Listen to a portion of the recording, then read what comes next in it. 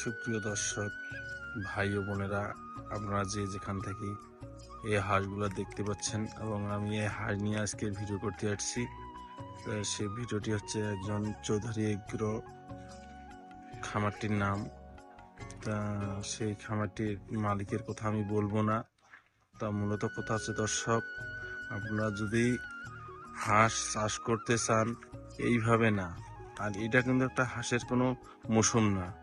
এটা হচ্ছে হাঁস হচ্ছে বিল এবং নদী এবং অন্য অন্য জায়গায় কিন্তু হাঁস মানে এই খামার করতে হয়।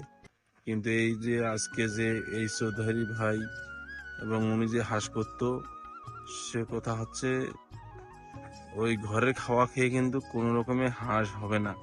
হাঁস করতে হলে বিকল্প খাদ্য আপনার তৈরি করে নিতে হবে এবং পাশাপাশি অন্য কোথাও আপনার খাওয়ার জন্য তাদেরকে নিয়ে আসতে হবে। আর আপনি যদি শুধু ওই পুকুরের মধ্যে শুধু গোসল করান আর ঘরের মধ্যে খাওয়ান, তা কিন্তু আপনার হাঁসের খামার নিয়ে আপনি লাভজনক করতে পারবেন না। তা আজকাল যে আমার এই হাঁস নিয়ে যে আমি ভিডিওটি করতেছি, এই ভিডিও শুধু এই হাঁস খামারিদের জন্য না, আরও যারা এসব খামার করতে চান আমি সেই ভাইদের জন্য বলি যে ভাই, হাঁস কিন্তু একটা খুব মানে আশঙ্কা লসেরই ব্যবসা বেশি, লাভ হয় সীমিত। হাঁস যদি কোনো রকমে অ্যাক্সিডেন্ট হয়, এই হাঁসটি কিন্তু কোনো রকমে খামার টিকিয়ে রাখা যায় না। তা আমি নতুন যারা ভাই ও বোনেরা আপনারা হাঁস খামার করতে চাচ্ছেন, তা আমি তাদেরকে নিয়ে একটু কথা বলি যে আপনারা হাঁস করতে গেলে অবশ্যই হাঁস সময়সীমা নিয়ে করবেন।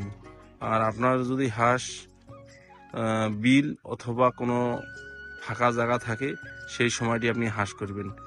এই সময় আপনারা কোনো রকমে হাঁস করবেন না, এবং এই সময় যদি আপনারা হাঁস করে থাকেন তো অবশ্যই কিন্তু আপনার ব্যবসার মধ্যে লসের সংখ্যা দেখা যাবে বেশি, লাভের সংখ্যা কিন্তু সীমিত আকারে হবে।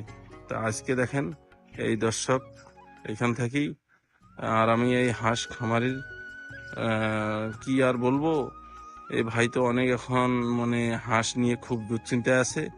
তা আপনারা এই ভুল করবেন না, আপনার সময়সীমায় হাঁস পুষবেন। তো আমার এই ভিডিওটি আপনারা যেখান থেকে দেখতেছেন, অবশ্যই আপনাদের যদি ভালো লেগে থাকে তো অবশ্যই আমার সীমান্ত এগ্রো চ্যানেলটিকে আপনারা একটু সাবস্ক্রাইব করে দিবেন আর বেশি বেশি করে মানুষের মাঝে ছড়িয়ে দিবেন। ধন্যবাদ।